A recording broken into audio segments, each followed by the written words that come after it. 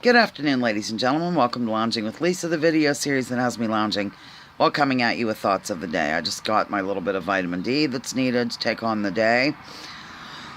Went downtown, ran errands, did some banking, la-da-da-da-da-da.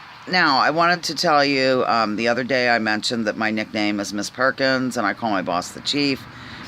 And the story's kind of goofy, but it involves my friend Mick. Usually anything with Mick involves inside jokes and weird stuff. But you know how I'm not known throughout the land for gussying up, as my mother would say. I just, clearly I have dress clothes, but I'm not one to get jazzed up like she is and my sister. Well, I had this job interview with the Community News, and that was kind of a long story too, because I wrote to the boss. The paper had like 8 pages and stuff when I started working there. Now it has 20 to 24. Anyhow, I wrote to the boss. Before he was my boss, I emailed, I think I telephoned, to see if they might need like a writer, like a reporter of some sort.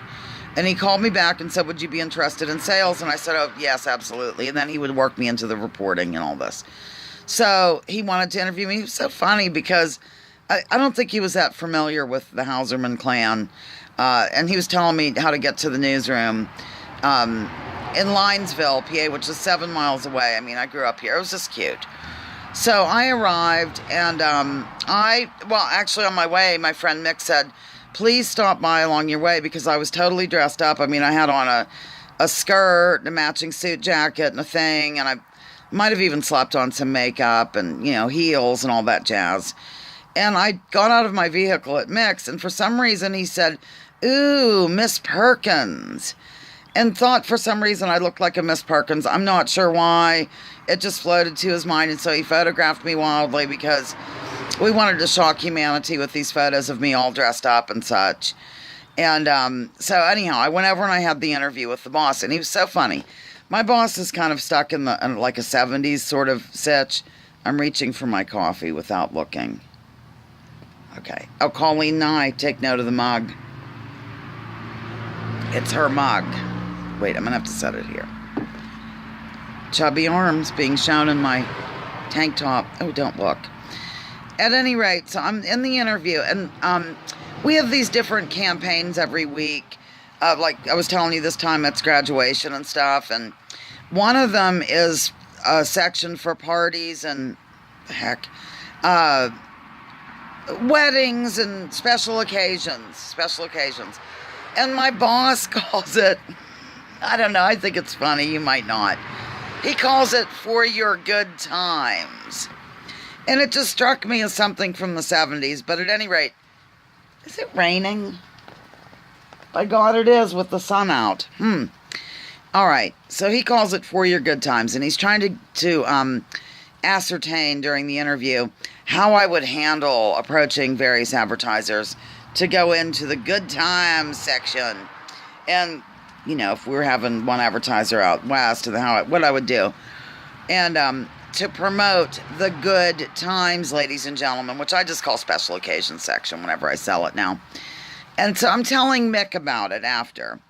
And Mick is really hysterical. Oh my gosh, I should have him as a guest on Lounging with Lisa. We can throw ourselves down on the bed and just come at you wildly. Okay.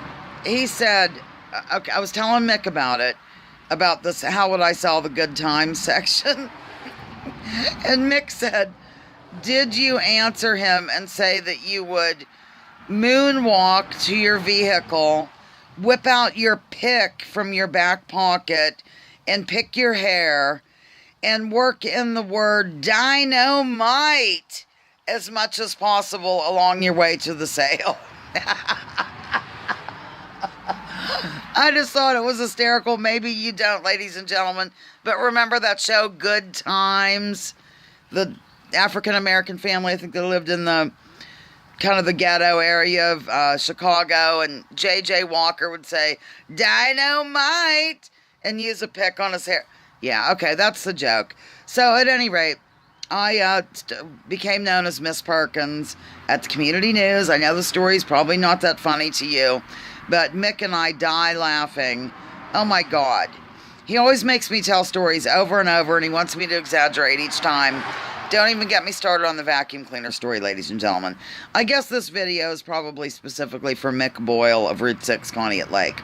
Signing off, launching at least of the video series that has me really telling silly stories that probably aren't that funny to anybody but me. Love you. Suddenly the air's chilly.